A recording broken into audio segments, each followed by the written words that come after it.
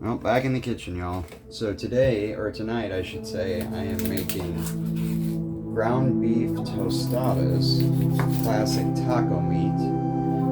So I'm just going to start showing you my prep on that. So I know a lot of people like to use refried beans or some kind of beans on their tostadas. First and foremost, I am not a huge bean fan to begin with, but also beyond that, being a keto lifestyle, you really can't eat a whole lot of beans because they're super high in carbs. So, one staple that usually comes with tostadas I'm going to be excluding today, which is the beans. Hope y'all don't mind that. And where I make up missing out on the beans, I do cheese, of course. I'm a huge cheese fan. Obviously, I'm from Wisconsin. I'm pretty sure that has something to do with it. But so generally on your tostadas, you want to put down a layer of beans first, then your meat, then your cheese, and all your cold stuff, your pico or lettuce, cilantro, avocado, all that stuff. But we're going to use that first layer as a little bit of cheese to help bind the meat to the tostada shell itself, and that's going to help it kind of stay together. But in the meantime, I'm going to need to prep up some items for top. So first things first, I'm just dicing some onion. Now I've got a real small dice on this. I don't like super chunky onion on things unless it's cooked. So in the meantime, I'm just dicing up my onion. I'm going to do that. After I get done with that, cut up some cilantro. I'm also going to slice some avocado that's going to go on top. And then I'll show you the cooking process with the meat a little later. But first things first, I'm going to get all my prepped items done. That way I'm not worried about it at the end, and then we can just build our tostadas. So, first things first, like I said, diced onion, and I'll be doing the cilantro next. Alright, with the onions done, I'm going to start cutting up some cilantro. I always like to, again, wash it, make sure that it doesn't have any dirt in it. Cilantro can tend to have a lot of dirt and sand in it, just because of where they grow it or how they grow it. So it's nice and clean, rinsed off. I also like to take a paper towel just to get any of the excess dirt there might be on it off. But beyond that, nice and fresh, nice and clean. So I'm going to start chopping this up. I'm not going to chop it up too much. I like nicer, bigger leaves of cilantro. But you also want it to go on your tostada properly. So I'm just going to do like a rough chop on this. I'm not going to cut all of it. I'll save the rest for a different day, different recipe. So we don't need that much of it on there. It's just more like a garnish for that little essence or flavor. So once we get through all this, slice up the avocado, and then we'll start working on some of the other stuff. Nice chop. I'll also come back at it once this way, just to get the nice pieces. Cut up fine. Put that on the plate, set it aside, and start slicing up our avocado as well. And the rest, like I said, I'm going to wrap back up and save it for a later recipe. I always use organic, as you know. It's the best in my opinion. You're not dealing with as much of the pesticides and things like that. You always do got to be cautious though, because people might fake it and say they're organic and they're not. But beyond that, cilantro is chopped up, and I'm going to get to slice avocado. And with the avocado, I always like to get the stem part out first, because that's going to block your knife if you don't. So make sure we get that out of there. You don't necessarily have to take off the sticker, but I do anyway, just so it doesn't get caught in the slices as I'm trying to open it up. Well, that one's being a little tough. There we go. So typical avocado, the easiest way in my opinion to cut it, come right at the top where the stem was. Kind of work the knife in there, but let the knife do the work, and then go around it, around that seed. Once you get there, just twist, comes off. Now, avocados aren't the greatest right now, so I am going to have to kind of trim it up a little bit. There are some bruise spots on there. Being the fact that it's just the beginning of March, obviously avocados are not quite in season. But again, to slice it, just quarter it. Make sure you get through that tough skin. And then any of these bruised or dark parts, I'm just going to cut off once I slice it up. And then start at the top, holding it in the center here, peel down the avocado. You want to be kind of cautious with it. You don't want to smash it up too much. You also want to keep it as much intact as possible. Again, just kind of work it down, not rush. Just trying to get that cut off there. This piece has a lot of bruising on it, so I'm going to set that one aside and see if we're able to use it. I might be able to get some dices out of it. You see how it broke there? You're trying to avoid that as much as possible. With some of those bruises, though, it's kind of unavoidable, unfortunately. So here's probably the best quarter I got, but it does have the one bruise right there. I'm just going to cut that out, and we're going to get rid of that. I hate to waste it, but it just won't taste very good. Bruised avocado, in my opinion, just is like mush. And we're trying to get some nice, fresh tasting avocado on our tostadas. So I'm going to slice it pretty thin. Once we got it sliced nice and thin, I'm going to transfer it to the plate where I'm keeping all my toppings and add-ons. Same here, we're going to go ahead and look at this one and see where the bruising is. Try to get some of that off there.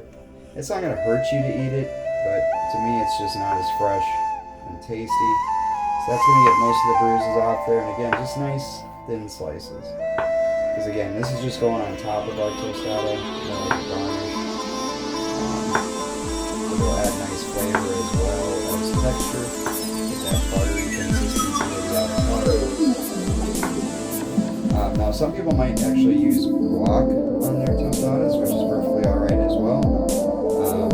But me, I like to be able to fan it out on top of the tostada so that it covers more. But it's just a dollop right in the center. Though we will end up doing something similar with sour. Finish cutting this up. Cook all together. Just kind of wanted to show you our garnish plate. So again, we got the onion, cilantro, avocado. I do have some lettuce as well that we're going to put on it. So the way I usually layer it, like I said, will be tostada shell, cheese minus the beans. Not a big fan. Then I'm going to put our ground beef on top of that, a little bit more cheese, then we'll add our lettuce, onion, cilantro, avocado, and I do have a little bit of red salsa. It's a local one, it's pretty good. I do like it, Canyon Lake, Texas. It's pretty good salsa. But that's going to go on top as well as sour cream, and then I do have some Mexican style rice we're going to cook with it as well. But we'll get to all the other items in just a bit. I just wanted to kind of show you what that looks like on a plate there. All of our garnishes ready to go. Alright, y'all, so we got our ground beef cooking now. I also, when cooking the ground beef, remove the excess grease. I do pour off a lot of it, but I do keep a lot of it as well because to me that adds a lot of flavor, that fat. But I want to cook this off first before I drain it. Before I add the spices to it, because I don't want to add the spices and then drain it and lose all that flavor from the seasoning. So I'm just crumbling it out pretty fine. We're going to get it nice and browned. Drain off a little bit of the grease, and then I'll add the spices and mix that up, get a nice fry on it. I like it a little, dark, crispy, if you will. Once that's all set, we'll set it aside until we start building our tostadas. But in the meantime, we got the meat going. Again, we're going to cook it down a bit, drain it off, and then add our seasoning. Alright, so we're about at the stage where we're going to start draining it off. Most of the meat is cooked through at least at this point. I'm going to pull it off the heat for just a little bit here, set it aside, and then I'm going to go ahead and get a plate is the best way to do it in my opinion. I don't like doing it in the sink with a strainer because you're going to put all that fat into your plumbing. You don't want to do that either. It needs to really go in the trash. But I'm going to let it cool off a little bit. I use a plate and hold it on there just to kind of drain some of the juices off. And like I said, I'm not doing all of it, just a little bit. I like to keep a lot of that fat flavor in there. Alright, so after draining it off a bit, I'm going to bring it back to the heat. Add my seasoning packets for the taco seasoning. Now you're welcome to make your own, but there are plenty of decent ones out spicy hot taco tends to be my favorite, but there is a Pioneer brand as well that's really good, and a couple others. But these work really well. They're easy. That way you can prep your dinner without it being a hassle. Now this is about 2 pounds of beef, so I'm going to add 2 packets. That's what the directions call for. It shouldn't be over seasoned, but it would definitely have the flavor we need. So once we get that in there, and the meat keeps frying up, I'm going to mix it through, make sure it's all incorporated good. And again, we do still have some of that moisture and grease from earlier. This time we're just going to mix it through here a bit. Sometimes the recipe will ask for water, but I just use the liquid from the actual ground beef rather than adding water to it. So again, mix through, and then we'll start getting brown and crispy. And again, we'll set it aside. I got some rice I need to make yet. Store-bought product that's really decent here in our local HB. Some local brand.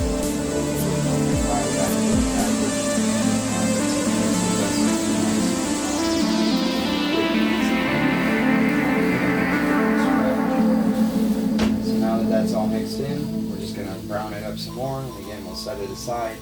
Next will be the rice, and then we're getting pretty darn close to being able to put our dinner together tonight. Alright, ground beef's just about done there, looking really good.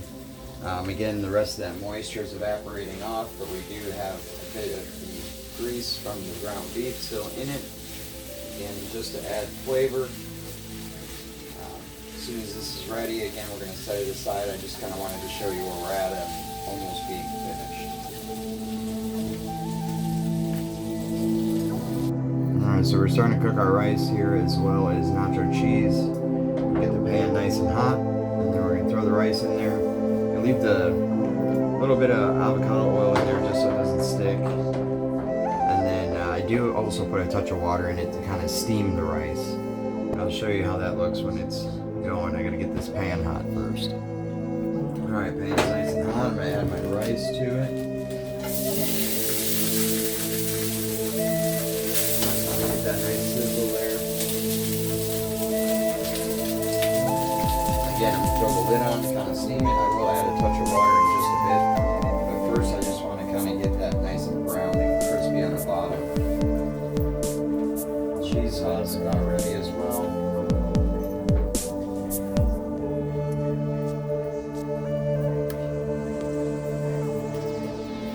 Once that gets nice and crispy on the bottom, I'll add a little bit of water and steam it the rest of the way. I also do like to add a little bit of the Goya adobo seasoning to the rice. Gives it a little better flavor. Not a lot, just a touch. And once that rice is finished, we're ready to start building. Cheese sauce is just about hot. Let's turn the flame off, just set it aside for a little bit. We'll have to give it a good mix, and I might have to reheat it just a touch as well. We're going to check our rice here. Nice and crispy on the bottom. Another couple minutes like that, and then I'll add that water when it goes on. You want kind of like a medium-high heat on that too. Rice is just about where I need it to add the water. Add room temperature water, not ice cold water, because then it'll cool the pan down too quickly. So again, we'll probably add just a little less than a quarter cup right around there. Close that lid back up and let it steam the rest of the way. Once that steams through, we'll saute it again a little bit just to fluff up the rice. But after that, like I said, we should be able to start building. Alright, rice is just about done. I'm going to turn off the heat, let it finish steaming by itself. I'm going to show you putting some cheese on here. I like to dress the tostada shells with cheese first. Throw them in the toaster oven to melt that cheese, and then finish building the rest of the tostada. So we get cheese on there. Not a ton, just a decent amount. Once that's on there, I'm going to get it melted. I'll show you what that looks like next. Alright, so we got our meat, a little bit of cheese on there. We're going to throw a them back in the toaster oven in just a second, just to melt that cheese, and then we'll put the rest together. I'll show you what it all looks like plated here in just a bit. Alright. Beef tostadas, Mexican rice, avocado, cilantro, pico,